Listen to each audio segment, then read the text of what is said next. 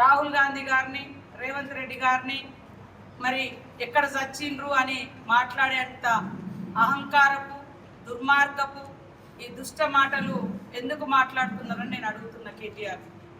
ఇవాళ రైతులకు ఏదో ఒరగబెట్టినట్టుగా వాళ్ళు 10 ఏళ్ళు కనీసం వరిస్తే ఊరి అని చెప్పి మీ ఫామ్ హౌస్లలో ఉండేటువంటి పంటలను మాత్రం అద్భుతంగా అమ్ముకొని కోట్ల రూపాయల లాభాలు చూపించి రైతులను మాత్రం ఉరేసుకునే విధంగా చేసినటువంటి దుష్ట పాలన, దుర్మార్గమైనటువంటి పాలన కేసీఆర్ పాలన, బీఆర్ఎస్ పాలన.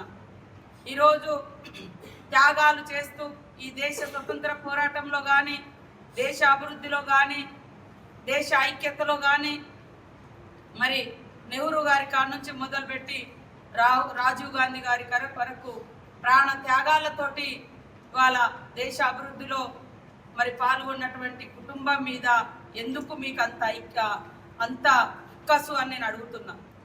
ఇవాళ కేటీఆర్ నేనేదో ఫారెన్ నుంచి వచ్చిన నాకు చాలా కల్చర్ తెలుసు, నాకు ఇది తెలుసు అది తెలుసు అనేటువంటి వ్యక్తి ఈ రకంగా దుర్మార్గపు మాటలు మాట్లాడి ఇవాళ కాంగ్రెస్ను అబద్ధాలతోటి బదనాం చేయాలనేటువంటి దుర్బుద్ధి మీకు ఎందుకని నేను అడుగుతున్నా. నిన్నగాక మొన్ననే మరి జగిత్యాలలో కేసీఆర్ గారిని ఎవరో ఏదో అన్నారని సావులను కోరుకుంటురు, అది ఇదని తప్పు అని మాట్లాడిన మీరు, మీ నాన్న మాట్లాడితే ఈరోజు ఇప్పటికీ మరి ఇందిరమ్మ గారు త్యాగం చేసింది, రాజీవ్ గాంధీ గారు త్యాగం చేసిర్రు, వాళ్ళ దేహాలు ముక్కలైనా కూడా దేశాన్ని అభివృద్ధి పదంలో నడిపించారు.